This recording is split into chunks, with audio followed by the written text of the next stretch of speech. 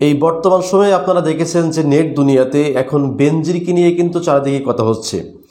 গোলাম মাওলা রনি থেকে শুরু করে আন্দালিব রহমান পার্থ সবাই কিন্তু কথা বলছে বেনজির আহমেদকে নিয়ে। তো পুলিশের এই সাবেক আইজিপি বেনজির আহমেদকে কট করার ক্ষমতা কিন্তু কারো নাই। যদিও বসুন্ধরা গ্রুপ তার পিছনে লেগেছে, কিন্তু দিন শেষে দেখবেন বেনজিরকে কিছুই করতে পারবে না।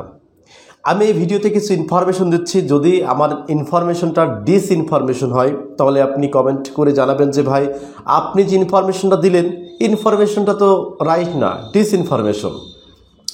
প্রথমত যে কারণে বেনজিরকে কট করা সহজ না সেটা হচ্ছে, দেখেন বেনজির কিন্তু রাজনীতিবিদ না, জিনিসটা মাথায় রাখতে হবে। আমরা এর আগে দেখেছি মুরাদ হাসানকে কট করে দেওয়া খুব সহজে কট করা হয়েছে।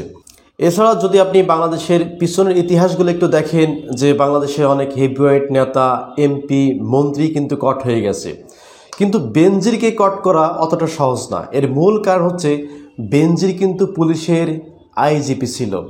দেখেন বাংলাদেশের পুলিশ হচ্ছে একটা চৌকস বাহিনী, এর আন্ডারে আছে ডিবি পুলিশ, আছে সিআইডি, তারা কিন্তু খুব চৌকস, যে কোনো অপরাধ তথ্য কিন্তু তারা উদ্ঘাটন করে ফেলতে পারে।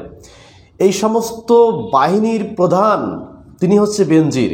তো এই পুলিশের সাবেক আইজিপি বেনজির আহমেদ তিনি কিন্তু কোনো রাজনীতিবিদ না, তার ব্রেন হচ্ছে পুলিশের ব্রেন, রাজনীতিকে ব্রেন কিন্তু তার না। তো সুতরাং কোন খেলা কিভাবে খেলতে হবে এইটা বেনজির আহমেদ কিন্তু খুব ভালো করেই জানে।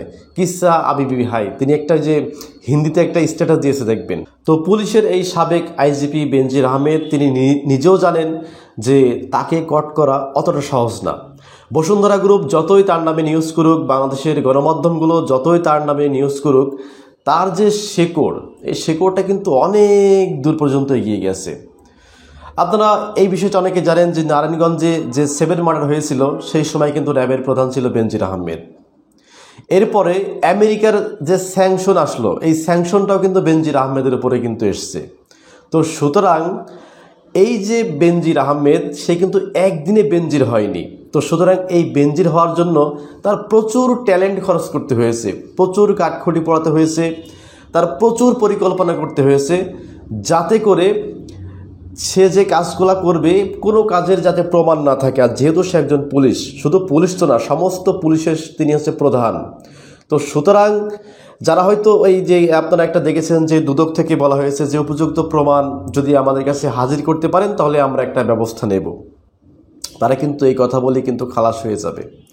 তো সুতরাং এই যে বেনজির আহমেদ তো একা না, তার সঙ্গে বেনজির আহমেদ যদি মনে করেন যে ছাদ, তাহলে পরে অনেকগুলো ছাদের যে পিলার থাকে না, এইরকম অসংখ্য পিলার ঢাকা থেকে শুরু করে সারা বাংলাদেশে কিন্তু বেনজির আহমেদের আছে। তো সুতরাং যারা হয়তো মনে করতেছেন যে বসুন্ধরা গ্রুপ হয়তো এইবার বেনজির আহমেদকে কট করবে বা তাকে ধরাশায়ী করবে বা তার ইমেজটা নষ্ট করে বেনজির আহমেদকে আউট করে দেবে, ভাই আমি এই ভিডিওতে মানে গ্যারান্টি দিয়ে বলছি বেনজির আহমেদকে বোল্ড আউট করা অতটা সহজ না।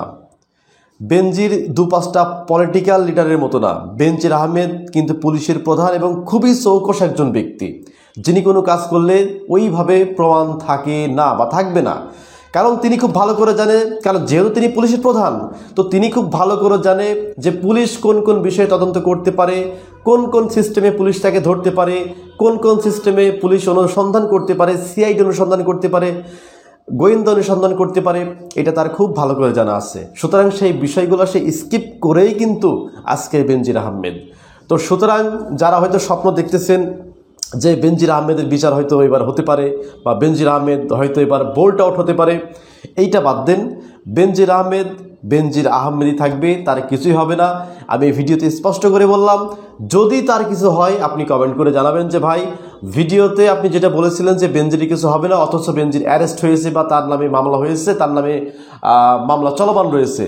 যদি এরকম প্রমাণ কোনোদিন দেখাতে পারেন আমার এই ভিডিও নিচে এসে কমেন্ট করবেন, আমি এই ভিডিওটা ডিলিট করে দেবো, কথা দিলাম। তো প্রিয় দর্শক, বেনজির সম্পর্কে যদি আপনাদের কোনো মন্তব্য থাকে তাহলে অবশ্যই কমেন্ট করে জানাবেন। সকলে ভালো থাকবেন, ধন্যবাদ সবাইকে।